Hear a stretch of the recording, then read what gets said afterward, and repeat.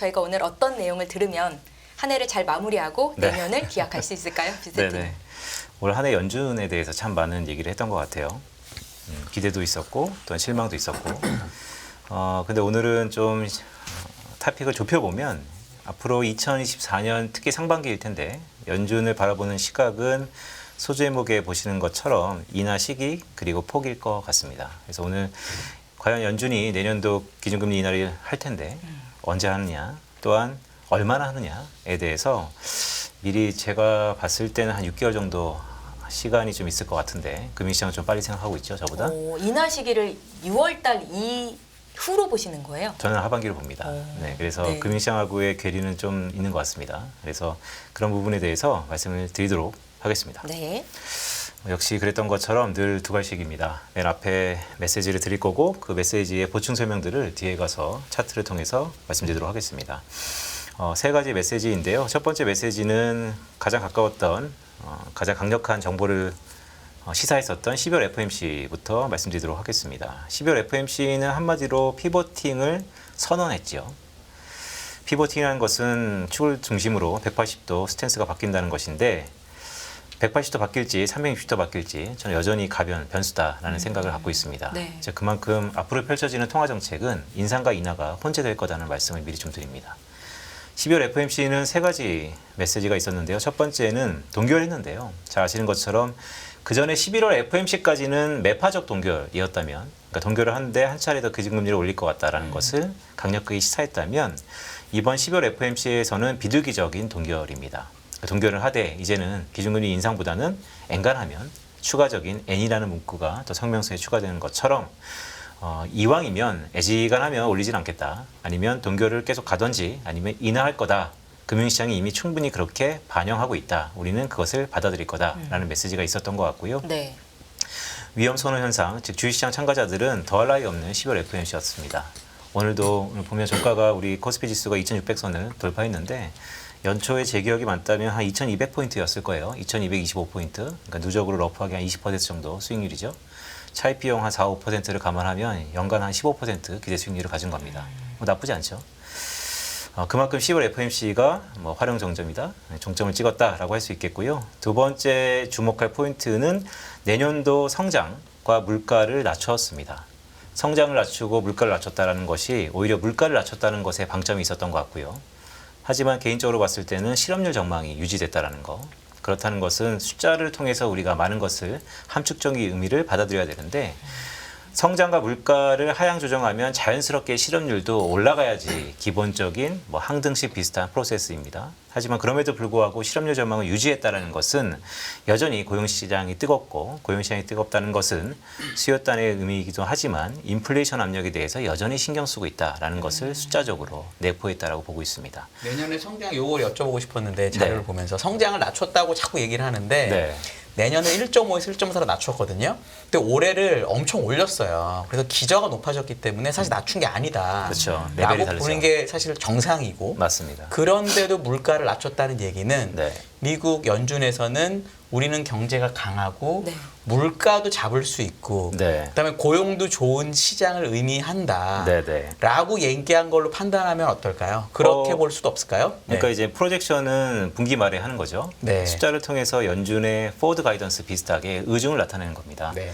당연히 중앙은행은 그렇게 희망회로를 네. 돌리는 것이고 그대로 가면 얼마나 좋겠어요. 네. 근데 이제 저희 같은 사람들이 그대로 갈 가능성이 많아야 50%, 그렇게 가지 않을 확률도 50%입니다. 그래서 반대편에 있는 50%에 대해서 얼마나 저희가 데이터를 보면서 유추할 수 있을까가 좀 더 방점인 것 같고 말씀 주셨던 것처럼 연준은 자신 있어 합니다. 지금 이 시기에 미국 경제는 탄탄하다. 인플레이션도 공급단에서의 충분한 충격이 이미 사라졌다라고 선언하다시피 했기 때문에 그렇다면 수요가 자연스럽게 완화적으로 둔화된다면 물가도 잡을 수 있다라고 얘기를 하고 있는 것이죠. 하지만 2년 정도 우리 파월 의장의 멘트를 추적해보면 네. 그의 히트 레이쇼, 과연 그의 선언적인 말들이 현실화되었었냐라고 보면 저는 개인적으로 한 절반 정도 히트 레이쇼를 갖고 있다. 반대로 이런 건 얘기하면 어때요? 22년에는 네. 계속 틀리다가 네네. 23년에 계속 맞아왔거든요. 그러니까 야구 선수를 네, 치면 네, 네. 슬럼프에 빠져있던 선수가 네. 재기량을 찾기 시작한 거예요. 네. 그 내년에 다시 슬럼프에 빠질 거냐, 재기량을 찾을 거냐 이슈도 있긴 한데 왜냐하면 여태까지 네. GDP 성장률을 계속 낮게 주다가 네. 네. 요번에 올해 거를 많이 올리고 네. 내년은 그래서 저는 꽤 많이 낮출 줄 알았는데 네. 거의 안 낮죠. 뭐 이렇게 하면서 약간 네. 나 이제 폼이 올라왔는데 클래스는 영원하다라는 걸 보여주려고 노력한 거냐 아니면 네. 그냥 아니, 대선이니까 나는 네. 뭐 이런 건가에 대한 네. 궁금증도 있긴 하거든요. 그러니까 이제 가격 변수를 보시는 분들은 결과적인 것으로 인해서 많은 부분들을 이제 보시는 것이죠. 그런데 2022년도 아니면 올해도 연준 의장이 바라보는 데이터들은 똑같았었을 겁니다. 성장을 받고 고용을 받고 물가를 받고 하지만 그 이전에 현재 정보를 가지고 추세적인 프로젝션을 했을 때 그 변수들이 상당 부분 2022년에는 참 연준이 가늠할 수 없을 정도로 변수가 많았다라는 결과적인 해석이고 올해는 그나마 연준이 네. 상당히 보수적으로 접근했었는데 네. 그게 히트했다라고 볼 수 있는 것이죠. 네. 그래서 내년에 어떻게 할 거냐라고 보면 기본적인 저의 전망은요. 네. 여전히 변수가 많아서 지금의 생각하는 그 기로대로 갈 네. 가능성은 많아야 50%를 네. 놓고 바라보는 게 어떨까? 22년으로 돌아갈 수 있다라고 보시는 거네요. 22년으로 돌아갈지는 모르겠습니다. 뭐 변수든 어떤 여러 가지 측면에서 봤을 때. 여전히 연준이 생각하는 소프트 랜딩 가능성은 시나리오 중에 하나다. 네. 원오브댐이다라는 생각을 갖고 있는 것이죠. 네.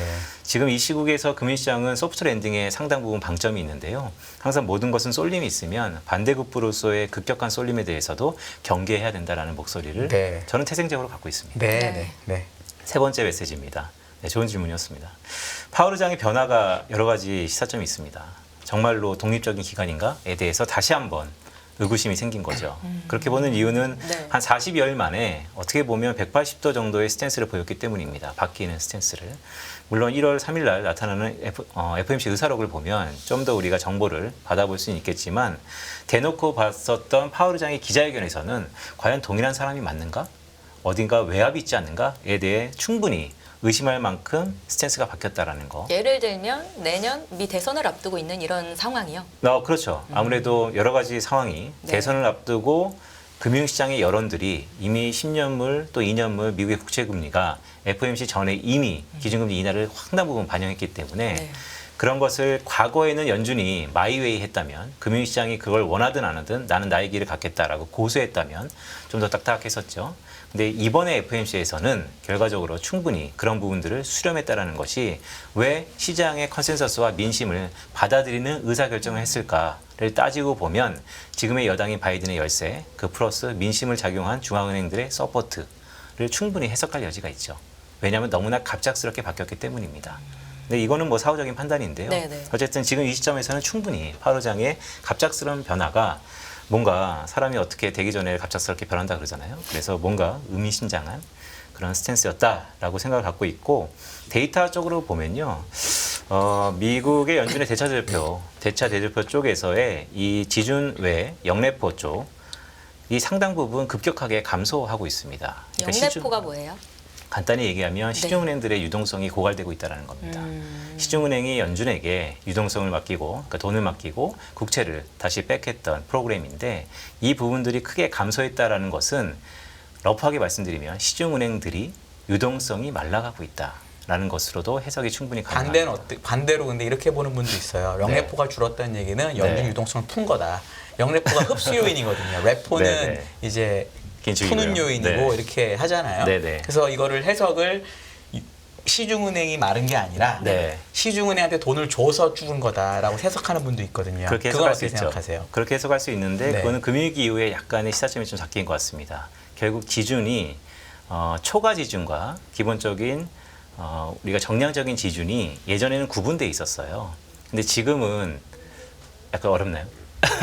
네, 지금은 그게 통틀어서 하나로 네. 묶어져 있기 때문에 말씀드렸던 것처럼 영래포가 줄었다는 것이 정부 쪽의 MLF 자금일 텐데 이 부분이 과연 어디로 흘러갈지는 지금 한편적으로 해석하기는 어려운 것 같습니다. 네. 그런데 QT라는 양적 긴축이 진행되고 있어서 이 상황에서 영래포는 감소하고 TGI 계좌라는 정부의 재정은 또 늘어나고 지준은 증가했다는 것이 긴축 효과가 영래포 쪽에서만 나타나고 있다라는 것이 시중에 은행들이 초과 유동성 자체가 줄어들고 있구나라고 저는 해석을 하고 있어서 네. 이런 부분들이 파우르장의 변화를 좀 깨하지 않았는가. 네. 이 부분은 되게 중요한 것 같습니다. 왜냐하면 내년 2월 달, 3월 달에 네. 다들 바라보는 금리가 크게 스파이크라는 단어를 쓸 정도로 튈 가능성도 이런 부분에서 우리가 유치할 수 있기 때문입니다. 자, 어쨌든 10월 FOMC에서는 올 한 해를 잘 마감하는 것처럼 피보팅을 시사했다. 금융시장에 바라는 피보팅을 시사했다, 선언했다라는 것에 방점이 있고 의사록을 확인하고 또 그 뒤에 파월 의장의 공식 석상에서의 연설을 통해서 우리가 유추해야 될 부분은 과연 독립적인 의사결정이었는가 아니면 말씀드렸던 것처럼 의견이 분분한 이 영래포 계좌의 감소를 어떻게 바라봐야 되는 것인가에 대해서가 초미의 관심사입니다. 두 번째 메시지는 모두에 말씀드렸던 것처럼 연준의 기준금리 인하 시기와 폭입니다. 결론부터 말씀드리면 저는 기준금리 인하 시기는 기대보다 여기에 기대라는 것은 주체가 있어야겠죠. 시장의 컨센서스입니다. 네. 시장의 컨센서스보다는 좀 늦을 것으로 봅니다. 그렇게 보는 이유는 다양한 이유가 있지만 인플레이션에 대한 압력이 상반기 내내 금융시장이 바라보는 것처럼 아직은 불씨가 살아있다라는 것에 방점이 있기 때문인데요. CME 선물시장, 그러니까 채권시장이 가장 금리에 민감하죠. 빠르면 3월 FOMC부터 기준금리 인하를 반영하고 있는데 저는 하반기가 돼야지 좀 더 가시화되지 않을까라고 네. 보고 있습니다.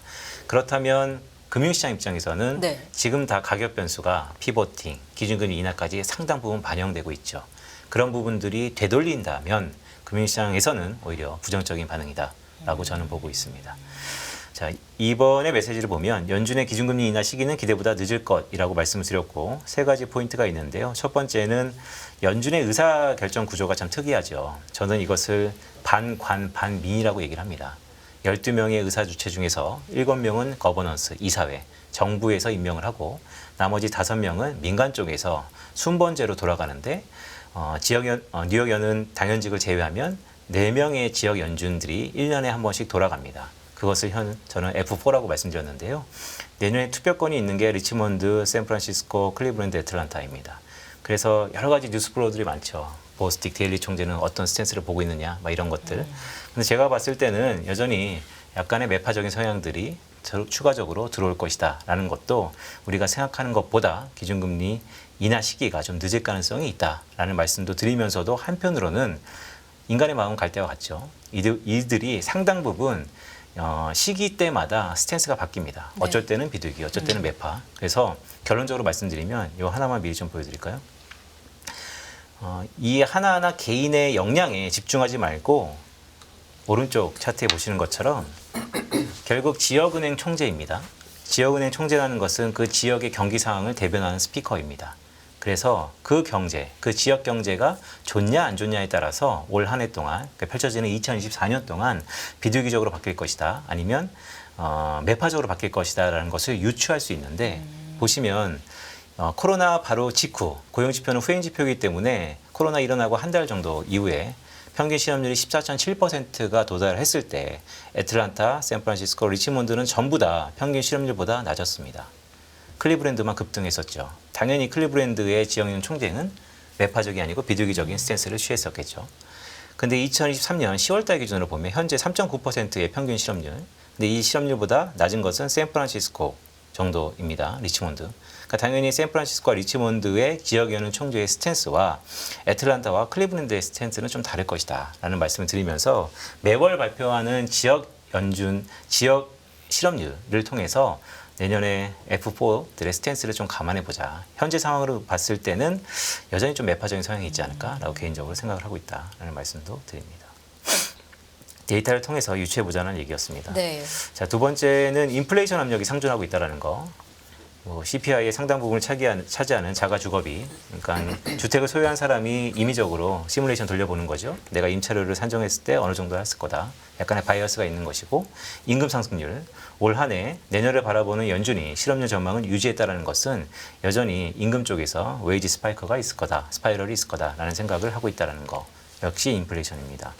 세 번째는 중동화약고가 생각보다 글쎄요 국제유가를 트레이딩 하시는 분들은 재미없는 소재였죠. 잠깐 한 1, 2주 반등하다가 계속해서 하방 압력을 받고 있으니까요.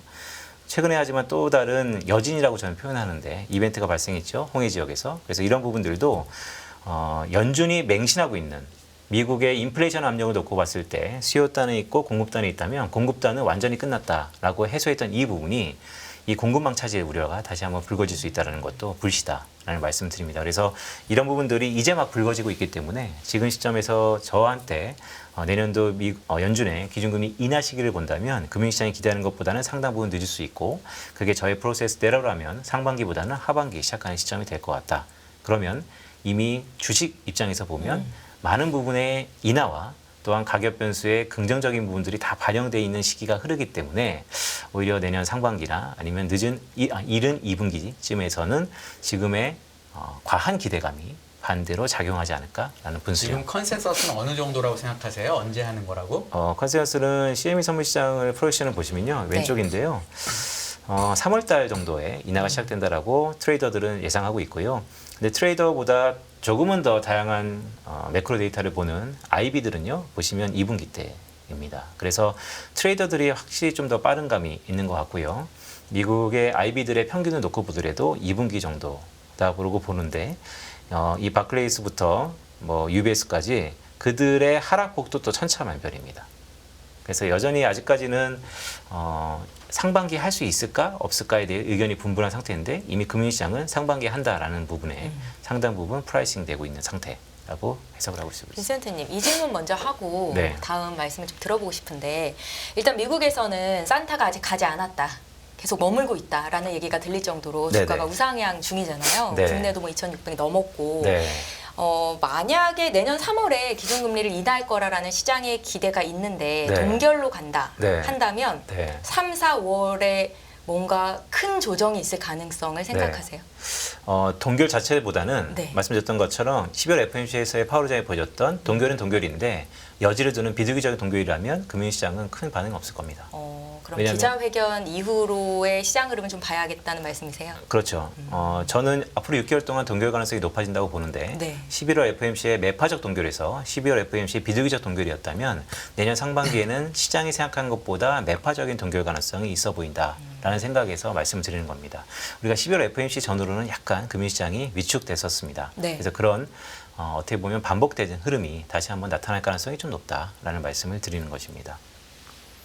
세 번째 메시지는 사실 인하도 언제 할지 모르는 판국의 폭을 얘기하기에는 조금은 시기상조입니다. 그럼에도 불구하고 이 폭에 대해서 어떻게 보면 내년도 인하 시기보다는 폭이 훨씬 더 중요할 것 같습니다. 밸류에이션 측면에서도 그렇고요. 연준의 금리 인하 폭은요. 저는 기대보다는 좀 클 것 같습니다. 경기가 안 좋다고 보시니까. 맞습니다. 그렇죠? 네. 네, 제가 생각하는 미국의 경기 침체 가능성이 높다라는 측면이 비자발적인 인하 늦은 반면에 버튼은 늦게 눌렀지만 그 폭은 금융시장이 생각하는 것보다 되게 클 수 있다라는 말씀을 드리면서도 이 세 번째 이 중립금리 상승이요. 내년 잭슨홀에서 다시 한번 다룰 텐데 이전에 2% 타겟팅에서 이제는 2% 위에서 그러니까 3% 좀 못 미치는 타겟팅으로 바뀔 가능성이 저는 훨씬 더 높다고 보고 있어서 그렇다면 현재 미국의 페더럴 펀드 레이트의 상단이 5.5% 그러면 얼마나 낮출 수 있을 것인가 하단이 점점 올라지고 있는데 이런 부분들이 사실은 인하 시기보다 내년도 금융시장에서 상당한 부분 중요한 포인트다라는 말씀을 드립니다. 그래서 아직은 내년이 시작하지 않았지만 지금 시점에서 미리 한번 지금의 정보를 갖고 정리를 좀 해드리면 인하는 기대보다 좀 늦을 것, 다만 폭은 기대보다 좀 클 것이라고 바라보면서 2024년을 시작하고 있습니다. 네. 이 논리면 주식을 어떻게 해야 되냐면은 네. 금리가 동결되는 기간에 열심히 매매를 하고요.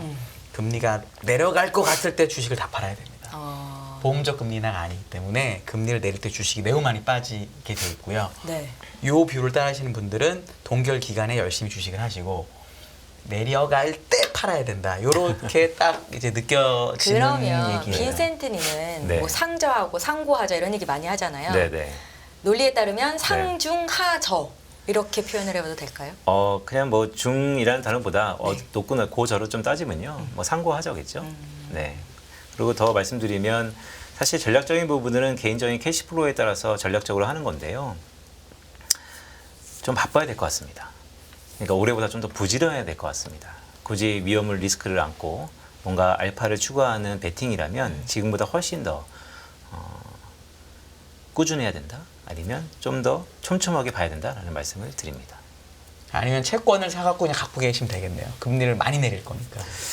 글쎄요, 뭐 채권을 지금 그러니까 이런 거죠. 뭐 내년 하반기 러프하게 따지면 한 7개월 남았다고 볼까요? 그럼 7개월 동안 계속해서 그 강한 뷰를 바이하고 지금부터 모아갈 것이냐. 네. 근데 제가 말씀드렸던 것처럼 내년은 좀 더 부진해야 된다라는 말씀을 드렸던 것이 하나의 포지션을 굵직하게 들고 갈 필요성이 과연 있을까? 그냥 되게 방망이를 짧게 가져가다. 근데 저는 또 한편으로는 투자를 왜 하는가? 결국 마음 편히 살려고 하는데 노심초사하면서 매일 생활의 일정 부분들을 리소스를 투여하면서 보는 것이 과연 해피한 삶인가에 서서 반문적으로 한번 생각을 해보자. 네. 대부분 다 전업 투자가 아니시니까 라는 말씀을 드립니다. 몇 가지 좀 차트를 볼까요? 네. 네, 아시는 것처럼 FOMC에서의 메시지는 세 가지였습니다. 11월 FOMC에서의 매파적 동결이 12월에서는 비둘기적 동결로 경제활동이 둔화되었다. 사실 성명서에서 이 둔화되었다는 얘기를 얘기하는 것 자체가 연준 의장으로의 입장에서는 그 녹록지 않습니다. 근데 어쨌든 경제활동이 둔화되었다는 것에 표현이 나타났다는 거, 이어서 당연히 인플레이션도 완화되었다는 거, 그다음에 애니 퀘스천 같은 추가적인 정책 확정의 범위를 결정함에 있어서 사후적인 해석이 되게 분분하죠. 하지만 이것들 자체가 피보팅을 선언했다라는 것에 많은 단서입니다. 프로젝션이죠. 가운데 얘기를 오늘 좀 해드릴까 합니다. 센트럴 텐던시라 그래서 바이 데피니션이 뭐냐면 위아래 바이어스 있는 세 개를 제외하고 가운데만 보는 거예요. 네. 네. 사람들이 잘 안 봐요, 사실. 미디엄감만 보든지 가끔 레인지만 보죠. 근데 저는 개인적으로 가운데 이제 경향성을 좀 보는데요. 보시면 맨 아래쪽에 동글뱅이 칠한 겁니다. 9월달 프로젝션에서의 상단이 이번에 상당 부분 낮춰진 것이죠. 그래서 그냥 파월 의장 자체가 비둘기였다라는 것뿐만 아니고 금융시장은 확실히 숫자로 말하는 연준이 바이어스 있는 하위 3명, 위에 3명을 차치하더라도 정말로 경향성이 있는 사람만 놓고 봤을 때 대부분 컨센서스가 이날을 크게 이전보다는 베팅하기 시작했다라는 것도 사실입니다. 그래서 매우 좋은 포인트 얘기하셨어요. 맞습니다. 네. 네, 그래 이런 부분들이 저는 이제 개인적으로 많이 보는데 사실 좀 미디엄감을 많이 보시니까 네. 오늘 하나 좀 갖고 왔고요. 그래서 이 부분들이 의사록에서 확인할 부분입니다. 다플렛입니다. 점도표, 그러니까 연하이포맥스가 1년에 8번 이제 FOMC 하죠. 저한테도 매 순간 질문지가 왔었어요. 그래서 저도 여기에 패널 중에 하나로서 네. 의견을 쭉 제시했는데 이번에는 이런 의견이 있더라고요. 점도표를 얼마나 신뢰하는가. 그러니까 그만큼 금융시장에서 이 점도표가 왜냐하면 워낙 스프레드 아웃돼 있었고 이게 도대체 어떤 시사점을 주길래 이걸 계속 하고 있느냐에 대해서 금융시장이 생각을 한다라는 것이죠. 그럼에도 불구하고 저는 대안 없는 비판은 엔간하면 하지 말자라는 주의이기 때문에 다플렛에 대한 유용한 방향성을 그래도 우리는 주목해야 한다는 말씀을 드리고 있습니다. 여기서 제가 주목하는 것은 화면에 보신 것처럼 파란색은 9월달이었고 보라색은 이번에 바뀐 건데요. 2023년 이거 한번 보세요. 연준에 어떻게 보면 뭐 훗날 시대가 평가하겠죠. 이럴 수가 있는가. 왜냐하면 불과 45일 전만 하더라도 올해 2달 남았는데 한 차례 더 올릴 거다라는 게 이번에 싹 바뀌었다라는 거. 그러니까 이게 의미하는 거는 저는 이렇게 받아들입니다. 연준이 참 유연해졌구나. 앞으로 펼쳐지는 연준의 통화 정책은 상당히 유연해질 수 있겠다. 데이터 디펜던트 한다는 것은 연준 입장에서는 상당히 보험적인 선언입니다. 근데 반대로 얘기하면 과연 연준이 의미 있는 미래를 펼쳐가는 한 기관이 데이터 디펜던트 한다는 게 포워드 가이던스 측면에서 과연 바람직한 거는 또 모르겠습니다. 저는 약간 불편한 기색은 있고요. 어쨌든 이 점도표 다플렛에서 되게 중요했던 것은 제가 주목하는 것은 중립금리입니다. 지금 2.5%로 계속해서 픽스되고 있죠. 앞단에서 2023년, 24년, 25년, 26년 다 바뀌고 있습니다. 그럼에도 불구하고 롱블러 런이라고 하는 5년 뒤의 중립금리 전망은 여전히 2.5%를 고수하고 있는데 언제 바뀔까요? 제 개인적인 물가 전망이 바뀌어야 바뀌겠죠. 맞습니다. 지금 물가가 2%니까. 근데 또 재밌는 건 오늘 뭐 이 얘기는 되게 딥해서 잠깐만 좀 말씀드리면 또 하나 포인트입니다. 연합인포맥스를 보시는 구독자분들은 워낙 매크로에 관심이 많으니까 제가 그냥 요즘에 고민거리 말씀드리겠습니다. 내년도의 CPI는 되게 중요할 겁니다. 네. 왜냐하면 바스켓의 기준치가 작년에 크게 바뀌었었습니다. 그게 이번에 새로 바뀌기 때문에 복귀해 보시면 작년 1월달 CPI가 꽤 충격이었거든요. 그래서 우리가 바라보는 가중치가 이번에 새로 바뀌어서 발표되기 때문에 지난해와의 기저 이런 것들이 상당 부분 있을 겁니다. 말씀드렸던 것처럼 롱글러런이 언제 바뀔까라고 보면 프로젝션 바뀌어야 되는 거죠. 하지만 지금 12월 FOMC에서의 연준의 프로젝션은 과거의 기준을 갖고 산정한 GDP와 CPI입니다. 충분히 3월 달에 바뀔 가능성이 있다라는 말씀도 드립니다. 요 차트는 제가 한 달에 한 번 여기 나오니까요. 오늘로써 12번 보여드리고 있습니다. 아시겠지만 그전에는 여기가 마이너스였습니다. 그러니까 이것이 보는 것은 연준의 피보팅이 굳이 하나의 기준을 좀 마련하자면 실질금리가 플러스 될 때 충분 조건이 달성되더라라는 의미에서 지금은 연방기금금리에서 인플레이션을 제외한 A-B, A-C가 전부 다 플러스가 돼 있었지만 올해 초만 하더라도 올해 한 1분기 말 2분기까지만 하더라도 다 마이너스였었습니다. 그래서 지금 연준이 피보팅 해도 내일 기준금리 인하해도 사실 어색하지 않습니다. 과거 통계를 보면요. 그런데 여기 재밌었던 것은 마지막 기준금리 인상 이후에 평균 동결 기간이 4개월이었다는 것이죠. 현재 4개월 하고 있습니다. 그래서 1월 달부터 인하해도 되는 것이죠. 그런데 이런 급변한 시기에 70년대부터의 이 롱텀한 시기열을 갖고 평균을 제시하는 게 무슨 의미가 있느냐. 오히려 세계화 시대에 상당 부분 프로젝션이 가능했던 2000년 이후에 보면 한 10개월 정도입니다. 그래서 제가 생각하는 것은 9월 달부터 동결이 들어갔다고 치면 내년 한 6월 달까지는 상반기 내내 동결 가능성이 있다는 것에 좀 더 무게를 두면서 바라보고 있다는 말씀도 드립니다. 다음 달에도 여전히 또 업데이트 해오겠습니다. 대선 해죠. 왼쪽 차트에 보시면 재밌는 것은 트럼프와 바이든의 이제 폴입니다. 누가 더 지지를 하느냐. 그런데 이 차트가 좀 더 의미 있는 것은 연령별로 좀 쪼개놨다는 것입니다. 연령별로 쪼개놨다는 것인데 전체적으로 보면 비등비등하지만 그래도 지금 현 시점에서는 트럼프가 좀 더 지지를 받는 것 같습니다. 근데 또 안으로 들어가면 여러 가지 이벤트들이 있습니다. 내년 11월 5일 날 대선이 있지만 벌써부터 난리야. 아직도 러프하게 1년이나 남았네 라고 볼 것이 아니고 1월 달부터 공화당 경선이 시작되기 때문에 실제 해가 바뀌면 미국의 대선 판도는 시작된다. 슈퍼 화요일 3월 달을 보면서 달려간다 라는 말씀도 조심스럽게 드립니다. 그만큼 12월 FOMC에서의 이런 민심 아니면 선거도 일부 영향이 있었을 거다라고 저도 개인적으로 보고 있습니다. 오른쪽 차트입니다. 아까 한 의원이 말씀드렸던 것처럼 영래포, 그러니까 오른쪽 차트는 연준의 현재 발렌시트입니다. 보시면 캐시, 지급준비금, 영래포, TGI, 기타 등등이 지금 현재 연준의 부채 쪽을 바라보는 키 팩터들인데요. 이 시점 한번 보시죠. 잘 보이시나요? 네, 이 시점 보면 오히려 지금 QT 긴축을 하고 있는데, 그러니까 유동성은 줄여주고 있는데 지급준비금은 오히려 좀 늘었습니다. 이게 의미하는 게 여러 가지 해석이 있겠죠. 하지만 여전히 유동성이 넘쳐난다라고도 해석할 수 있을 것 같습니다. TJ 계좌랑 영래포는 또 반대의 흐름을 보이고 있고요. 그래서 결론적으로 뭐냐면 금리도 엄청 올렸고 QT도 꽤 오랜 시간 월 950억 달러씩 긴축하고 있고, 근데 실제로는 그보다 좀 적지만 그런데도 왜 이렇게 위험 랠리는 달리고 있는 거야 라고 보면 실제 유동성 측면, 시중에 돈이 많습니다. 그 돈이 많다는 게 긴축 효과의 딜레이를 나타내고 있다고 보고 있고요. 올해 3월 달에 있었던 SVB 사태도 결국 시중은행들이 인수하면서 이 부분들을 헤쳐나갔다는 거.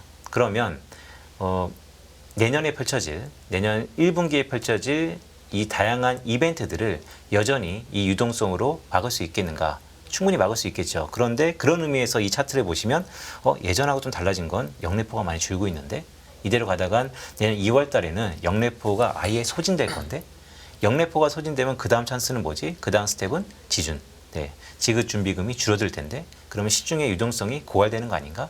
그럼 그 시점에서 어떤 일이 벌어질 거지에 대한 우려감이 저는 있다라는 말씀도 드립니다. 이제 옛날에 보면은 TGA나 영래포 거의 안 썼거든요. 최근에 생긴 이게 약간 연준의 자산 이쪽에 부채 쪽이긴 한데 그러니까 아까 얘기하신 것도 너무 맞고 또 네. 반대로 저게 저렇게 돼가지고 돈이 나갔다고 보는 분도 있어서 어떤 그림이 나올지 되게 궁금하긴 해요, 저도 정말로. 맞습니다. 네. 그러니까 말씀드렸던 것처럼 두 가지 해석이 분분한데요. 네. 근데 그 시기가 내년 2월에서 3월 달, 또 국채 입찰도 또 2월 달에 있습니다. 네. 그래서 그냥 데이터를 좀 보시는 분들은 마음 편하게 생각보다 1월 달에 이벤트가 별로 없고 1월 한 중순 넘어가서 2월 달을 기다리면서 어쨌든 금리가 튈 가능성이 높은 변수들이 있기 때문에 조금은 조심할 경향이 있는 것이죠. 1월 말에 FOMC도 물론 정도표는 없는 FOMC지만 맞습니다. 있고요. 시중은행들의 유동성이 준다고 네. 그거를 뭐 지급준비금이 준다고 표현을 하셨잖아요. 네. 그렇게 되면 네. 은행들이 위험해지는 거예요? SVB 사태를 올해는 막았죠. 네네.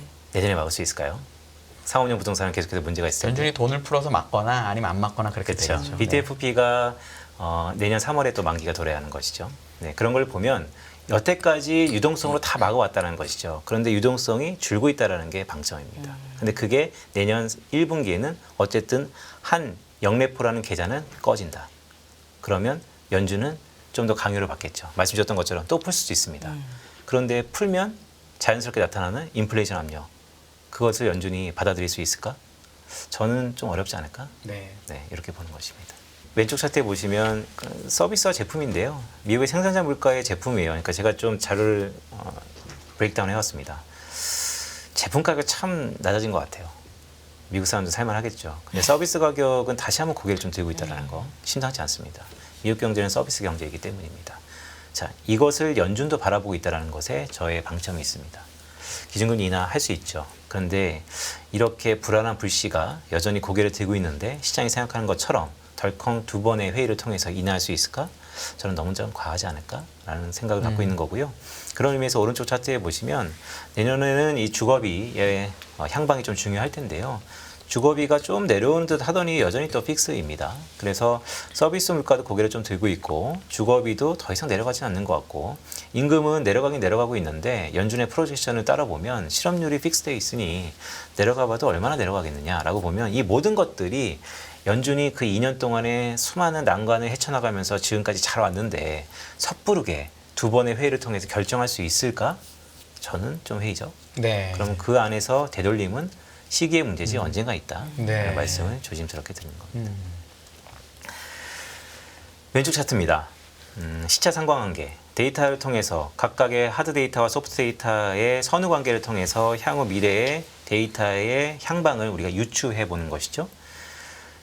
슈퍼코어 CPI라 그래서 요즘에 또 코어 CPI가 아니고 그 안에서 파월 의장이 뭘 자꾸 바라보는 만들어요, 네, 그죠? 그러니까 예, 계속해서 뭘 이제 하고 싶어서. 쪼개 들어가는 거죠. 예. 어쨌든 파월 의장이 정말로 노심초사하게 계속 본다는 물가 지표입니다. 많이 내려와 있는 상태인데요. 상관관계가 한 0.8 정도 이상입니다. 보시면 글로벌 공급망 차질 지수라는 게 있습니다. 지수가 높아지면 그만큼 공급망 차질이 높아져서 인플레이션 압력을 띄운다는 것이고 지수가 내려간다면 그만큼 공급망이 원활해졌다라는 것입니다. 연준은 여기서 방점을 찍었죠. 더 이상 공급망 차질은 없다. 그런데 최근 이 지표가 다시 한번 고개를 들고 있고요. 그게 오른쪽에 보시는 것처럼 지금 ING죠. 홍해 지역에서의 지정학적 위험이 불거지고 있습니다. 자, 그렇다면 한 13개월 정도 선행하더라고요. 제가 보니까 올해 그러니까 내년이죠. 내년 하반기에는 다시 한번 물가 압력이 높아질 수 있다. 자, 이런 잠재적인 위험을 감수하고서 연준이 과연 인플레이션은 끝났다라고 선언할 수 있을까에 대해서는 저는 약간 또 반문을 갖고 있다는 네. 말씀도 드립니다. 여전히 경기 우려는 있습니다. 왜냐하면 왼쪽 차트 롤링 리세션이라는 것도 올해 상반기에 좀 화두였었죠. 미국의 제조업과 서비스업이 서로 다른 국면에 있습니다. 제조업은 여전히 제품 가격이 낮은 만큼 그만큼 기업의 이익 쪽에서는 좀 괜찮았었겠죠. 라고 보시면 제조업의 확장 국면에서의 지표가 가리키고 있고 서비스업은 락다운의 여진일 수도 있지만 여전히 수축 국면에 있다는 거. 그런데 아이러니컬하게도 미국은 서비스업 의존도가 좀 큰 국가라는 거. 그럼에도 불구하고 지금의 GDP의 지금 최종 확정치가 이제 4.9%인데 여전히 5.2에서 4.9로 내려가는 가운데 소비 쪽에서의 기여도가 줄어들었다는 것은 3분기가 맞습니다. 네, 3분기 데이터입니다. 이것도 좀 의미하는 게 있다라는 네. 말씀 드리면서 오른쪽 결국 이거 연체율인데요. 네, 연체율 쭉 보시면 요게 하나 이제 눈에 들어오는 것이죠. 신용카드. 참 미국 사람들 연체 많이 해요. 우리나라 10배네, 10배. 네. 네. 대단합니다. 네, 그러니까 신용카드 연체율이 북적북적 이제 올라가고 있다는 거. 네, 그러니까 미국의 여러 가지 경제 지표 중에서 그래도 우선순위를 정하면 저는 당연히 미국 경제의 구조적으로 봤을 때 가장 큰 포지션을 차지하는 소비 관련된 지표가 매우 중요한데요. 소비를 잘하는 것도 중요하지만 막힘없이 잘하는 것도 되게 중요합니다. 근데 지금 막히고 있다는 것이죠. 네. 그래서 결국 막히는 게 좀 오래된다면 어떤 일이 벌어질까에 대해 보면 과거에는 어땠었는데를 보면 되죠. 네. 과거 연체율이 올라갔다면 여기 보시죠. 2009년도 이 정도 연체율이 올라갔던 글로벌 금융위기 때. 금융위기. 네, 이때는 언제죠? 네, 코로나 때. 네, 이럴 때 국지국지가 이벤트 때 항상 이 신용카드 연체율이 고개를 바짝 들었다.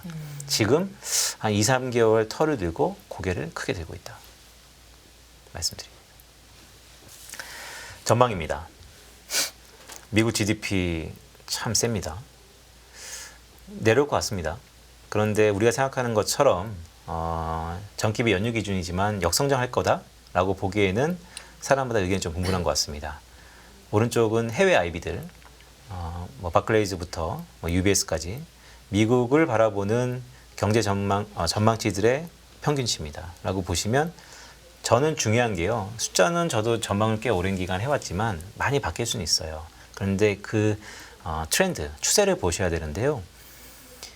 2023년 3분기를 고점으로요. 러프하게 1년은 이제는 경기가 둔화되느냐 완화되느냐 거의 방점은 하락한다는 것입니다. 경기가 하락하는 가운데 좀 더 크게 할 거냐 약하게 할 거냐 하락하는 것에 방점이 찍었으면 침체로 갈 거냐 안 갈 거냐는 차후적이고 가장 먼저는 이제는 고점 찍고 실물 경제가 둔화되고 있다는 것이 저는 내년 상반기에 위험 선호를 바뀔 가능성이 있다라는 말씀도 드립니다. 네. 여기 마지막 차트인데요. 미국의 경기 사이클이 최근에 좀 변화가 있습니다. 많은 해외 IB들의 상업용 페이퍼에서도 다루는 것입니다. 1800년부터 1차, 2차 세계대전까지만 놓고 보더라도 미국의 큰 경기 사이클 중에 확장이 있으면 반대급부의 수축이 있죠. 확장과 수축이 대부분 비슷했었습니다. 한 2년 확장했으면 2년 수축하고 한 3년 확장했으면 또 한 2년, 한 1, 2개월 수축하고 그런데 그게 최근 들어서 극명하게 벌어지고 있죠. 따라서 이걸 보면 여러 가지 이유가 있죠. 롱 바이어스를 갖는 게 돈을 버는 겁니다. 왜냐하면 확장 국면은 길기 때문입니다. 수축 국면은 짧아요. 근데 저는 계속 거칠 때가 있죠 대신에. 맞습니다. 아주 거칠 때가. 네, 그래서 말씀드리는 겁니다. 거친 짧은데요. 짠 것만큼 되게 깊을 때가 있는 것이죠. 그래서 저는 이제 어느 쪽에 방점이 있느냐. 뭐 실물 경제를 쭉 점검하는 차원에서는 팩트 중심으로 말씀드리지만 이것을 감안해서 매크로 전망을 감안해서 또 전략을 피는 거는 또 다른 얘기이긴 합니다. 네. 근데 제가 어쨌든 실물 경제 사이클을 놓고 봤을 때 미국은 한번 확장 국면에 들어서면 정말 세대가 바뀔 만큼 길게 되고요. 수축 국면은 간헐적으로 있는데 한 번 있으면 거의 리셋할 만큼 깊다. 그런데 최근에 이 수축 국면에 들어갈 침체의 우려가 제 개인적으로 봤을 때는 아까 연체율도 말씀드렸지만 좀 녹아져 있다라는 네. 말씀도 드립니다. 네. 그러니까 지금 그 어차피 뭐 부정적이든 긍정적이든 뭐 이슈가 있는 게 아니라 이런 식으로 큰 일이 벌어졌을 때 내가 현금이 없거나 리스크 관리가 안 돼 있으면 보통은 견디면 다시 돈을 벌거든요. 네. 근데 보통은 많이 빠졌을 때 못 견디고 팔아요. 그리고 다시 오를 때 사고 이렇기 때문에 그런 차원에서 리스크 관리를 해야 된다라고 저는 이해를 했습니다. 맞나요? 맞죠. 네. 마지막으로 1분만 얘기해 주시죠. 맞습니다. 마지막 전략 그거에 맞는. 네. 네, 내년은 참 엇박자 타면 큰일 날 것 같습니다. 그래서 제가 올해도 그랬는데 네. 더 큰 일이. 올해는 조금 그래도 그냥 어떻게 버티면 됐는데 내년은 더 큰일이다 이거죠. 네. 내년은 경제가 이제 복합계라는 것을 넘어가면 경제를 바라볼 때 이제 인간의 심리의 극대판인 정치를 감안해야 되는데요. 내년이 또 그 하이라이트를 찍는 정치의 해입니다. 1월 달에 대만을 시작으로 11월 달에 미국까지요. 네. 선거는 하반기에 있지만 상반기에 상당 부분 갈림이 있을 겁니다. 그런데 우연찮게 이 상반기를 바라보는 이 시점에서 금융시장은 너무나 일찍 한쪽으로 베팅을 한 상태다. 네. 라는 말씀을 드리면서 좀 더 꾸준하게 좀 호흡을 짧게 가면서 적어도 한 3개월은 바라보자라는 말씀도 네. 드립니다. 예, 좋습니다. 빈센트님은 아이, 좋다. 매달 이렇게 뵐 거니까 그때그때 전략을 수정해 주시면 저희도 또 투자하는데 반영을 잘 해보도록 하겠습니다. 연준 의장도 수정하는데 누구나 수정합니다. 그건 이상한 게 아닙니다. 절대로. 정말입니다. 네. 네, 오늘도 말씀 잘 들었고요. 지금까지 빈센트 업라이즈 MFO 총괄 이코노미스트님 함께했습니다. 고맙습니다. 감사합니다. 더 많은 영상을 보고 싶으신 분들은 화면 오른쪽에 있는 구독 버튼을 눌러주시기 바랍니다. 그리고 영상을 보시면서 좋아요는 필수인 거 아시죠? 항상 인포맥스 라이브를 사랑해주셔서 감사합니다.